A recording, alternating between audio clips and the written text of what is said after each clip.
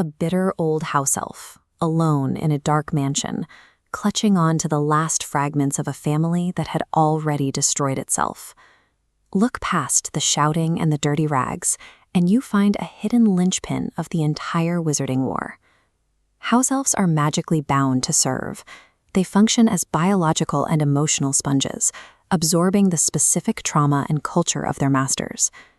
Dobby's self-punishment reflects the Malfoys' cruelty, while Winky's breakdown shows the absolute dependency the Crouches demanded. At Grimmauld Place, the environment was a pressure chamber of pure blood obsession.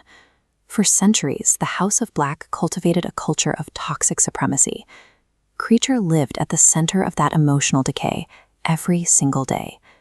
Kreacher adopted these hateful beliefs as an essential survival mechanism. Loyalty to the Blacks provided the only foundation for his existence, meaning his personality was a direct adaptation to the family's expectations. His cruelty is an echo of his environment. His actions reflect the generations of abusers he served, rather than a personal choice to be malicious. Consider a scenario where Kreacher belongs to a kinder family, like the Weasleys. A household that rejects pure blood supremacy changes the entire trajectory of the elf's life. Without the Black family indoctrination, Kreacher loses the motive to hate Sirius. In this timeline, he has no reason to resent Sirius for leaving, or to view him as a blood traitor. Sirius's contempt pushes Kreacher to betray secrets to the Malfoys, allowing Voldemort to plant the false vision that lures Harry. Removing that resentment stops the betrayal. The trap is never set, and Sirius survives. Treating a marginalized creature with basic decency would have prevented one of the greatest tragedies in the war. However, saving Sirius Black creates a terrifying new problem. This timeline shift triggers a butterfly effect that could lead to Voldemort's permanent victory.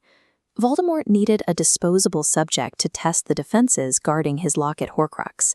He chose Kreacher to drink the agonizing potion among the Inferi. Voldemort overlooked the unique nature of house elf magic.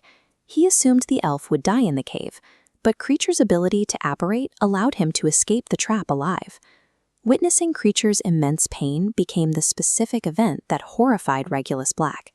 Seeing his loyal companion tortured forced Regulus to turn against Voldemort and steal the real Horcrux. Voldemort's failure to respect the magic of a creature he considered inferior triggered the first major crack in his immortality plan.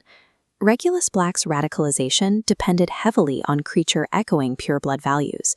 Removing the elf breaks this constant validation. Without it, Regulus likely never joins the Death Eaters or volunteers Kreacher for the cave. The Horcrux remains hidden, leaving Voldemort's immortality intact. The wizarding world's survival was built on the foundation of Kreacher's abuse. It is the story's darkest irony. This paradox highlights the central theme of the series. The characters demonstrate true power through how they treat those beneath them in the social hierarchy. Sirius failed to recognize this dynamic and paid for it with his life. Dumbledore and Hermione, however, understood that the people wizards ignore are often the ones who hold the power to change history. Kreacher was a fiercely loyal creature, broken and weaponized by generations of hatred and isolation.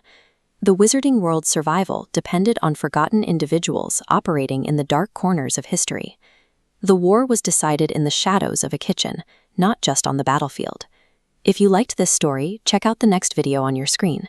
Subscribe for more stories like this.